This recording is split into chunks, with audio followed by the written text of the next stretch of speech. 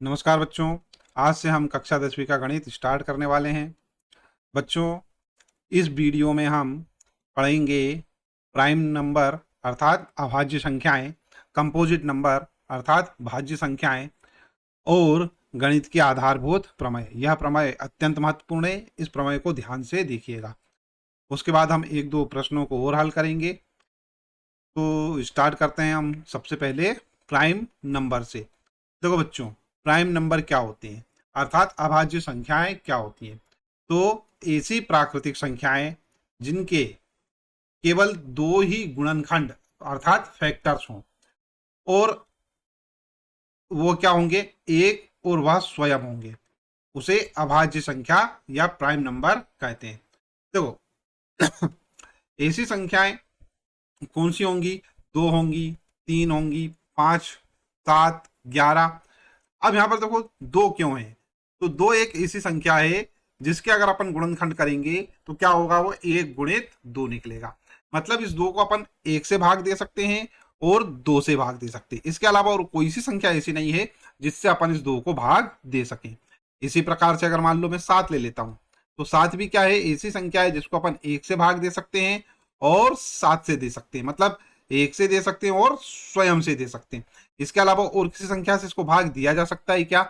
नहीं। इसका मतलब है कि इसमें सिर्फ दो ही गुणनखंड अपने को प्राप्त होंगे। तो हमें याद रखना है कि ऐसी संख्या जिसके सिर्फ दो ही अभाज्य गुणनखंड हो वो क्या कहलाती है, अभाज्य संख्या कहलाती है और इसे अंग्रेजी में प्राइम नंबर कहा जाता है। ठीक है। दूसरी चीज देखते हैं अपन, कंपोजिट नंबर। कंपोजिट नंबर क्या, भाज्य संख्या।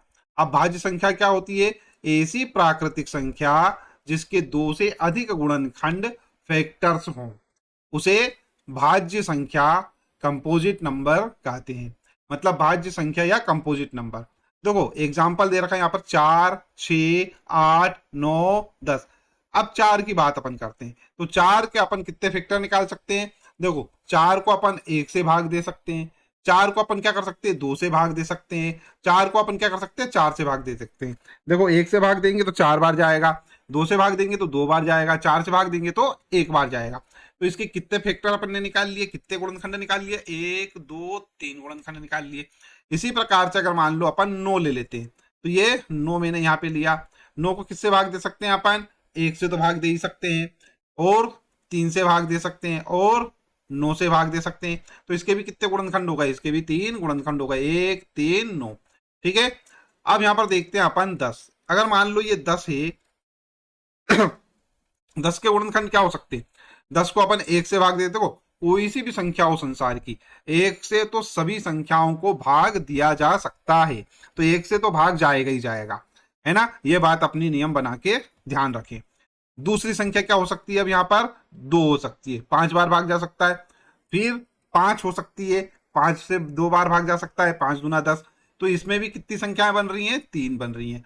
तो मतलब कहने का यह है कि कम से कम 3 संख्याएं अगर उसके गुणनखंड के रूप में व्यवस्थित हो, उपस्थित हो, तो ऐसी संख्याएं जो हैं वो क्या कहलाएंगी, हमारे पास भाज्य संख्याएं कहलाएंगी, कंपोजिट नंबर कहलाएंगी। तो भाज्य संख्या और अभाज्य संख्या में आपको अंतर पता चल चुका है। आगे बढ़ते हैं अब अपन अत्यंत महत्वपूर्ण अंक गणित की आधारभूत प्रमेय। इस प्रमेय को अपन अच्छे से समझेंगे, इस प्रमेय के अनुसार ही आगे के जो प्रश्न हैं वो आसानी से हल हो सकेंगे।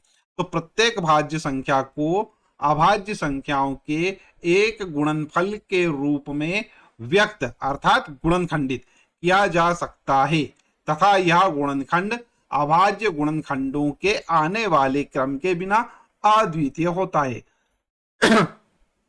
अद्वितीय होता है मतलब क्या, कि मान लो अगर इसका कोई भी क्रम बदल दिया जाए, ठीक है। अद्वितीय का मतलब क्या होता है कि उसके जैसा कोई भी ना हो, मतलब अपने आप में क्या हो, एक हो, अकेला हो।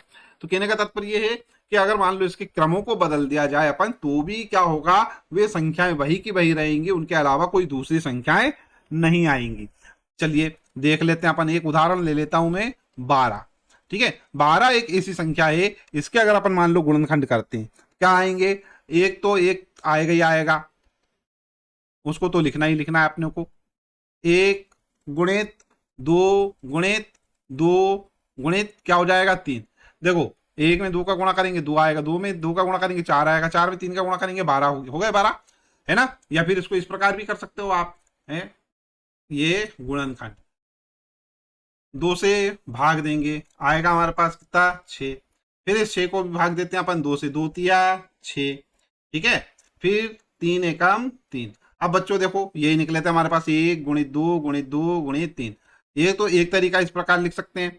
12 को दूसरा तरीका लिखने का हमारे पास क्या होगा, अच्छा देखो अपन इसमें अगर चाहें तो इसके जो गुणनखंड हो सकते हैं वो क्या हो सकते हैं, 2 से भाग दिया जा सकता है, 3 से भाग दिया जा सकता है, 6 से भाग दिया जा सकता है, 12 से भाग दिया जा सकता है। तो कहने का तात्पर्य यह है कि 12 जो है उसके कितने गुणनखंड हो सकते हैं भैया, उसके अभाज्य गुणनखंड हो सकते हैं 1 2 3 4 और 1 तो है ना, मतलब इसके 5 गुणनखंड हो सकते हैं। क्या तात्पर्य है कि वो क्या है 2 से ज्यादा है, ठीक है। अच्छा एक तो ये पता चल गया अपने को, क्योंकि ये भाज्य थी इसलिए ज्यादा संख्या होंगी, और ये सारी की सारी संख्याएं क्या है, अभाज्य संख्याएं। इतना होने के बाद अब यहां पर एक चीज वो बोल रहा है, क्या बोल रहा है अपने को कि इनके क्रम को इनके क्रम को यदि अपन बदल भी दें तो भी क्या होगा, ये अद्वितीय होगा। इन्हें का तात्पर्य है कि संख्या में क्या आ रहा है हमारे पास 2 गुणित 2 गुणित 3। अगर मान लो मैं इसको लिख दूं 2 गुणित 3 गुणित 2, या मैं इसको लिख दूं 3 गुणित 2 गुणित 2, तो इसका मान बदलेगा क्या, नहीं बदलेगा, 12 ही रहेगा। नंबर 1 बात ये हो गई। नंबर 2 बात, क्रम आप कुछ भी बदल दो, संख्याएं आगे पीछे होंगी। इन संख्याओं के अलावा और कोई सा गुणनखंड आएगा क्या इसमें, नहीं आएगा। इन संख्याओं के अलावा और कोई दूसरे अभाज्य संख्याएं नहीं आएंगी, केवल 2 और 3 ही आएंगी इसमें, है ना। तो कहने का तात्पर्य है कि इनके क्रम को आप बदल भी दो तो भी इसके मान में कोई परिवर्तन नहीं होना है, ठीक है। अच्छा अब अपन आगे बढ़ते हैं, इसी के आधार पर एक प्रश्न हल करेंगे अपन। 210 का अभाज्य गुणनखंडन अर्थात प्राइम फैक्टराइजेशन ज्ञात कीजिए। डायरेक्ट प्रश्न में एक छोटा सा प्रश्न पूछ लेते हैं 2 नंबर के लिए कि दी गई संख्या का अभाज्य गुणनखंडन कीजिए। आसान रहता है बहुत, यहां लिखेंगे अपन 210 और 2 से 10 के क्या कर देंगे अपन, गुणनखंड कर देंगे। अपने को आता है, छोटी कक्षाओं में सीख चुके हैं। क्या करेंगे 2 एकम 2, ये लगाया 0, हो गया हमारे पास कितने 2 पंजे 10, ठीक है। अब 2 से जाएगा क्या, अब 2 से ये नहीं जाने वाला है, कैसे जाएगा, 3 से देखें, 3 से देखो, 3 एकम 3, 3 दूना 6, 3 तिया 9, बचा कितना 1, हो जाएंगे 15, 3 पंजे 15। अब देखो 3 से जा रहा है क्या, 3 से नहीं जाएगा, कैसे जा सकता है 5 से, 5 से तो 100% जाएगा, क्यों लास्ट में 5 लिखा हुआ है, 5 सत्तो 35। फिर कैसे जाएगा 7 से जाएगा, 7 एकम 7।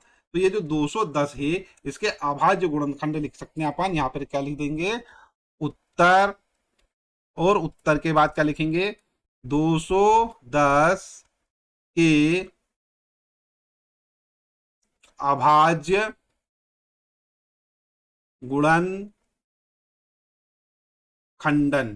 ठीक है। बराबर में लिख देंगे 2 गुणित 3 गुणित 5 गुणित 7, ठीक है।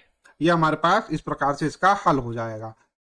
अब बच्चों मैं एक महत्वपूर्ण प्रश्न यहां पर हल करवा रहा हूं, यह परीक्षा में हर दूसरे तीसरे साल पूछा जाता रहता है। अब यहाँ पर क्या कर देते हैं वो कभी सभी शानपंथी दिखाते हैं, 4 की घात n की जगह 6 की घात n कर देते हैं, वो बाकी प्रश्न ये आता ही रहता है ना। क्या बोला गया है हमको, संख्याओं 4 की घात n पर विचार कीजिए, कर लिया विचार। जहां n एक प्राकृत संख्या, n प्राकृत संख्या मतलब क्या, 1 2 3 4 5 6 7 डेश डेश डेश कुछ भी हो सकती है। जांच कीजिए कि क्या n का कोई ऐसा मान है जिसके लिए 4 की घात n अंक शून्य 0 पर समाप्त हो। पता करते हैं अपन, देखो अगर मान लो मैं ये लिखता हूं 4 की घात n, ये 4 की घात n, इसमें अगर मान लो मैं n बराबर 1 रखता हूं तो क्या हो जाएगा, 4 की घात 1 बराबर क्या आया, 4 आया। इसके गुणनखंड करे अपन ने, क्या आएंगे 2 गुणित 2 आएगा। 4 की घात अगर मान लो n है, 1 की जगह में क्या करता हूं 2 रख देता हूं, ठीक है। तो यह क्या हो जाएगा 4 की घात 2, तो ये क्या लिख देंगे अपन 4 गुणित 4, बराबर क्या हो जाएगा हमारे पास, 2 × 2 × 2 × 2 अगेन हमारे पास क्या आया, 2 × 2 × 2 आया, है ना। कहने का तात्पर्य है कि यहाँ पर अपन कुछ भी कर लो, यहाँ के जो गुणनखंडन आएंगे उसमें 2 आएगा केवल, उसके अलावा और कुछ भी नहीं आएगा। इतनी बात अपने को पता चल रही है। अगर मान लो मैं इसको ऐसा लिख दूं, 4 की घात 2 बराबर, इसको ऐसा लिख सकते हैं अपन, 2 की घात 2 पूरे की घात n, है ना। ये 2 क्यों लिखा, n लिखना है अपने को यहाँ, क्यों, 2 तो अपना समझाने के लिए लिखा था अपन ने, वास्तविकता में कौन है, n है, वास्तविकता में तो n है, ये n लिख दिया अपन ने। बच्चों यहाँ ध्यान देना, इसको मैं क्या लिख सकता हूँ, इसको मैं वापस अगेन लिख सकता हूँ, 2 पूरे की घात 2n, ठीक है। अपने को अच्छे से मालूम है, अगर दोनों की किसी घात के ऊपर भी घात लगा हो तो हम क्या करते हैं, दोनों घातों का गुणा करके लिख देते हैं। तो ये हमारे पास हो गया। अब यहाँ पे देखो सिर्फ हमारे पास क्या मिल रहा है, गुणनखंडन में 2 मिल रहा है। इतनी बात अपने को समझ में आई। अब यहाँ देखो बच्चों, मजा समझने वाली बात जो समझने की है, देखो कोई भी संख्या हो जो 0 पर समाप्त होती है वो क्या होगी, 10 होगी। अब 10 के जब हम गुणनखंड करेंगे तो क्या आएंगे, 2 × 5 आएगा। 20 ले लेते, 20 का जब हम गुणनखंड करेंगे तो क्या आएगा, वो आएगा 2 × 5, मतलब क्या आया, 5 × 10, 10 × 20। इसी प्रकार से कोई सी भी संख्या आप ले लेना जो 0 पे समाप्त हो रही है, उसके गुणनखंडन में क्या आएगा, 2 तो आएगा और 5 भी आएगा। कहने का तात्पर्य यह है कि उनके गुणनखंडन में 2 × 5 तो मिलेगा ही मिलेगा एक बार, है ना। अब यहाँ पर क्या हो रहा है, यहाँ पर हमको 2 तो मिल रहा है लेकिन 5 नहीं मिल रहा है, हमें 2 प्राप्त हो रहा है लेकिन 5 प्राप्त नहीं हो रहा है, ठीक है। 4 की घात n के जब भी गुणनखंडन करेंगे तो उसमें केवल हमें गुणनखंडन में 2 मिल रहा है, 5 नहीं मिल रहा है। इसका क्या मतलब हुआ कि ये वाली जो संख्या है 0 पर समाप्त नहीं होगी, क्योंकि अपने को अच्छे से मालूम है कोई भी संख्या अगर 0 पे समाप्त होती है तो उसके गुणनखंडन में 2 और 5 दोनों आना चाहिए। यहाँ पर सिर्फ 2 आ रहा है, 5 तो आ ही नहीं रहा है, इसलिए ऐसी कोई भी संख्या नहीं होगी 4 की घात n के लिए, ऐसा कोई भी मान नहीं होगा n का जो 0 पर समाप्त होता हो, ठीक है। यहां हम हल लिख देंगे, हम जानते हैं कोई भी संख्या जो 0 पर समाप्त होती है के गुणनखंडन में 2 और 5 दोनों आते हैं, परंतु 4 की घात n बराबर 2 की घात 2 पूरे की घात n, मतलब 4 को अपन ने क्या करा, तोड़ लिया, 2 की घात 2, 4 को 2 की घात 2 लिखा जा सकता है और पूरे की घात n है हमारे पास, बराबर 2 पूरे की घात क्या लिख दिया अपन ने, 2n, इन दोनों का क्या कर दिया, गुणा करके यहाँ पे लिख दिया।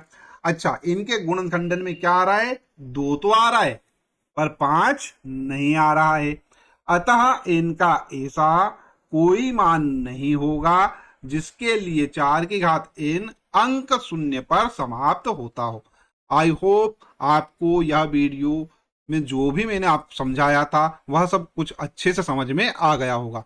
बच्चों, अगर आपको समझ में आ गया है तो इस वीडियो को लाइक कर दीजिए।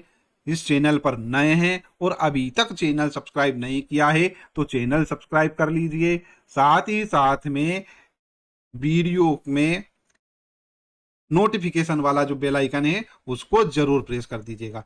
बच्चों, नोटिफिकेशन वाला बेल आइकन प्रेस करने से यह होगा कि जब भी मैं आपके गणित का कोई भी वीडियो बनाकर YouTube चैनल पर डालूंगा तो उसका नोटिफिकेशन आपको आसानी से मिल जाएगा और आप उस वीडियो को देख सकेंगे।